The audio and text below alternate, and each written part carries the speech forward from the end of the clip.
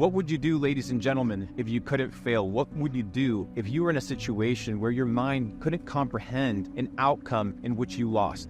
Who would you become? What would you do? What type of person would be bred from that willpower and that self-belief and that confidence? Because it all starts here. The Bible says it, as a man thinketh, so is he. So what do you say about yourself? Who are you? How do you speak to who you are and the goals and the ambitions that you have in your life? So when you see the goals and ambitions and dreams and aspirations that you have, there's nothing wrong with wanting to be a multimillionaire. There's nothing wrong with wanting to be healthy and have a nice home and take care of your family. But the system will tell you, you have to work, you have to be an employee. When you realize, as we are here in Geneva, that the way to make money, the way to liberate yourself, isn't through the ways of the system. It's not through a 9-to-5. It's through self-development. It's through the understanding of the game. It's through understanding how the system works and understanding how to exploit the system to your advantage, because there's loopholes that were created intentionally by people that created the rules of the system that you abide by. So ladies and gentlemen, if failure was not an option and you couldn't fail and money wasn't an obstacle and money wasn't real, what would you do? Who would you become?